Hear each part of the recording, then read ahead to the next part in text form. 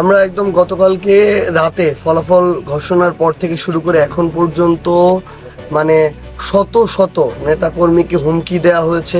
এমন অনেকেই আছে যারা মানে ব্যক্তিগত নিরাপত্তার কারণে এই কথা চিন্তা করে এখন বাড়িতে থাকতেছে না, এবং এমন অনেকেই আছে যারা শত শত নেতাকর্মী সকাল থেকে এই জায়গায় চলে আসছে। তো এরকম আমরা বেশ অনেকগুলো জায়গায়, প্রায় 30টার উপরে জায়গায় আমরা এখন পর্যন্ত পেয়েছি যেখানে আমাদের নেতাকর্মীদেরকে আক্রমণ করা হয়েছে।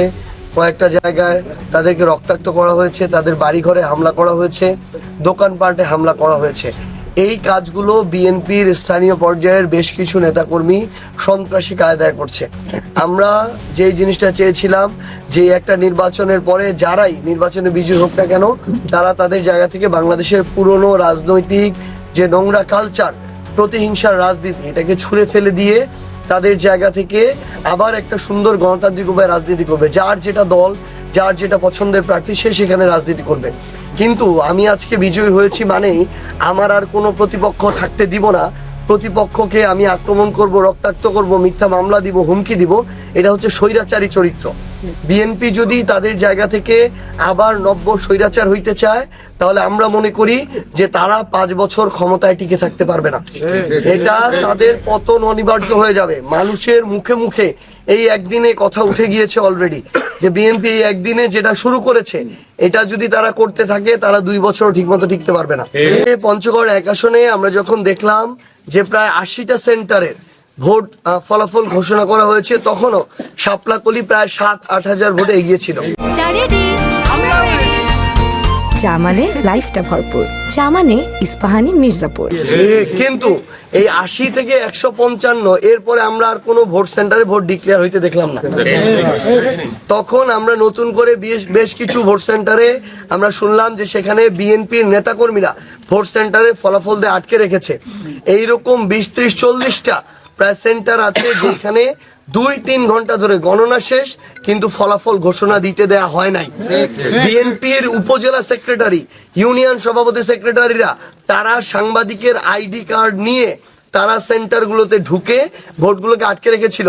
আমাদের ডিসি সাহেব, যিনি রিটার্নিং অফিসার ছিল, তিনি এই বিএনপির নেতাদেরকে সাংবাদিকতার কার্ড দিয়েছেন।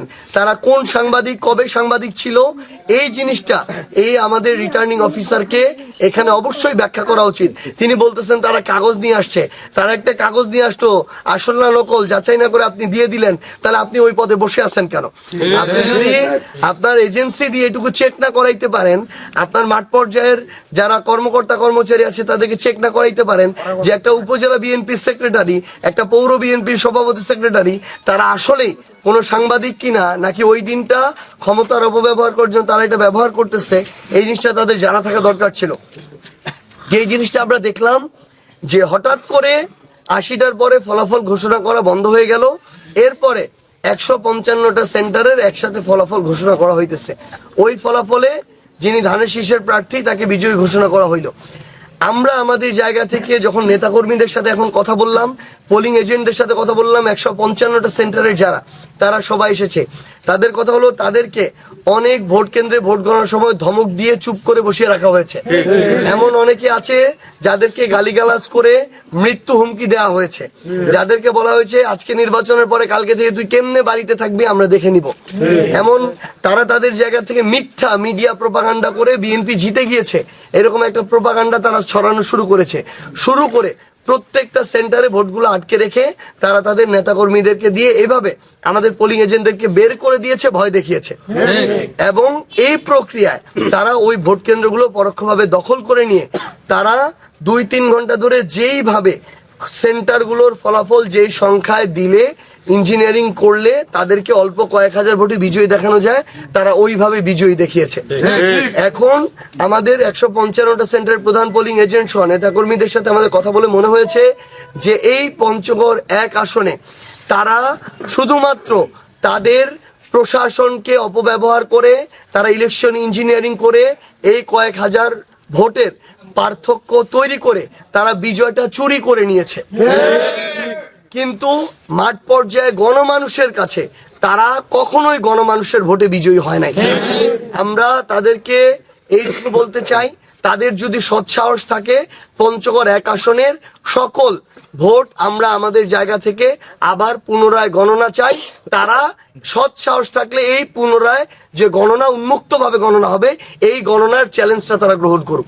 আজকে দেখলাম পঞ্চগড় সদর উপজেলার বিএনপির সভাপতি তিনি একটা বিএনপির আওয়ামী লীগের অফিস নিজের হাতে উদ্বোধন করতেছেন। এর মধ্য দিয়ে বোঝা গেল যে এই নির্বাচনকালীন সময়ে বিএনপি এবং তাদের নেতাকর্মীরা আওয়ামী লীগের সকল নেতাকর্মীকে ব্যবহার করে, অপরাধী নিরপরাধ কিচ্ছু দেখে নাই, সবাইকে ব্যবহার করে সবার সাথে ইন্টারনাল আতাত করে তারা এই নির্বাচনে একটা ভোটকে প্রভাবিত করার তাদের জায়গা থেকে চেষ্টা করেছে।